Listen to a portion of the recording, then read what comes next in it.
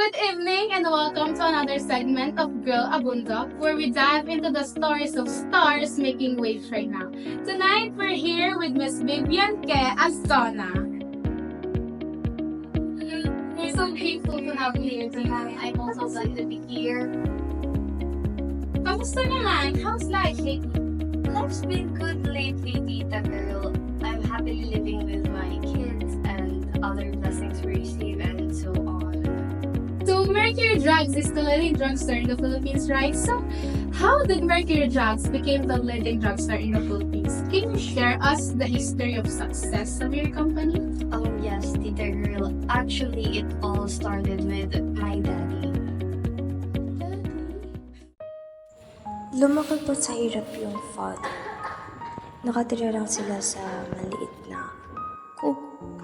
Kahit na marami silang magkakapatid, masaya pa rin sila dahil sa tinuruan silang maging mabait.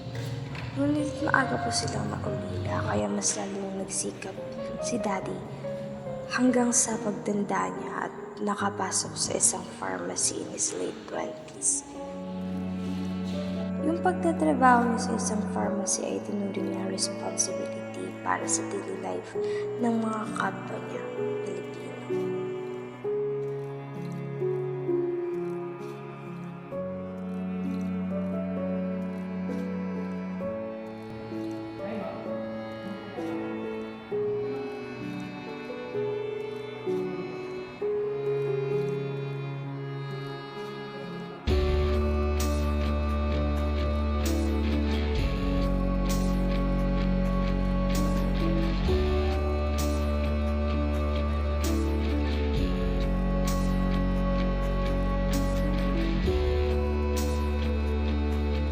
By the year 1939, nagsimula po yung World War II.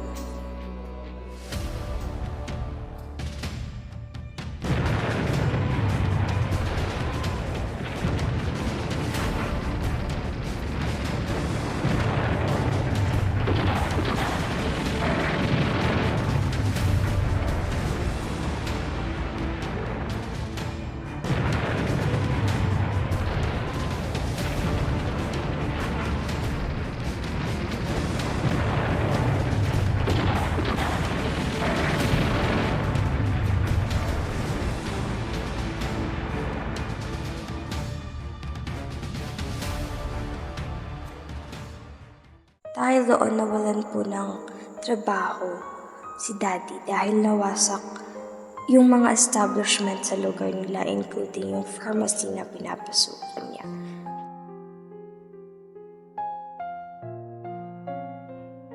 Knowing my dad, matatag at hindi siya nawawala ng pag-asa. Kaya nagpursige na kumita upang makapagsimula ulit.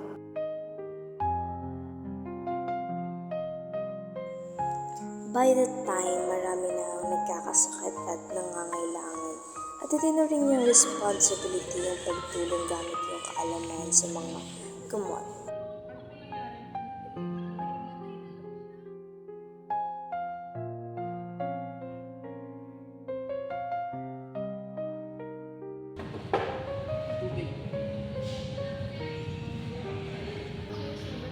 Ayos naman na siya.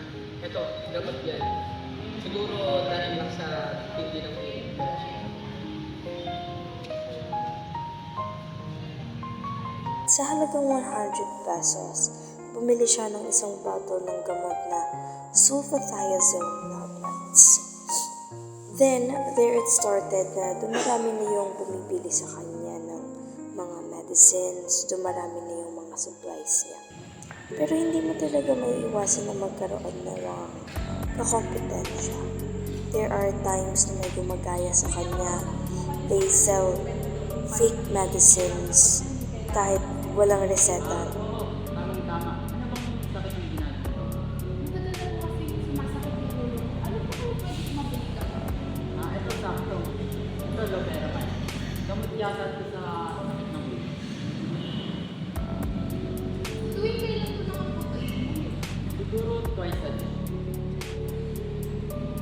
Sige po, salamat.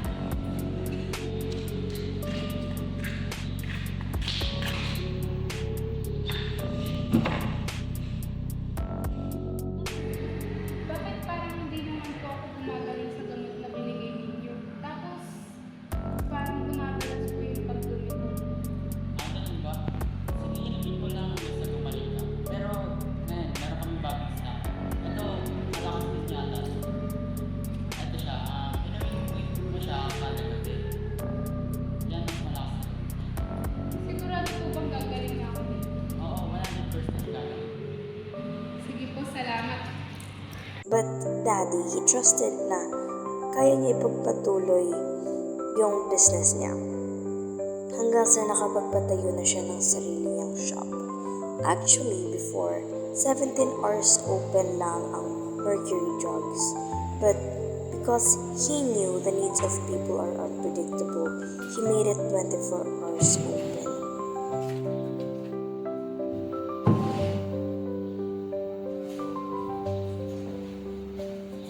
Because of daddy's sacrifices sa pagtsatsaga niyang magtinda ng medicine, from 100 pesos na puhunan, he became a successful man. Pinangaralan yung company as the Retailer of the Year noong 1964, and up until now, patuloy pa rin na leading drugstore for our fellow Filipinos ang Mercury Drug. That is why we really owe our lives to our daddy. At kung wala siya, we wouldn't be here. That is the real definition that if you persevere, you will reap the fruits of your labor.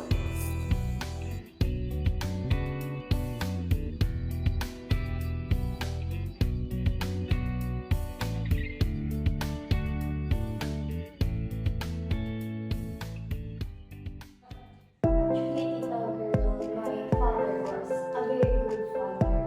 We owe our life to him right now, like the success we have. We don't have this if it's not for our father's sacrifice. I'm Can you sorry. give us some I can't help to be emotional when it comes to my dad, Tita Girl. Like, he was such a good father, and we owe everything to him. Thank you! Thank you for being with us, Tita Girl. I Thank you for sharing that wonderful story. We hope to see you again soon. Again, I'm your host, Girl Abundok, and we hope to see you again next Saturday.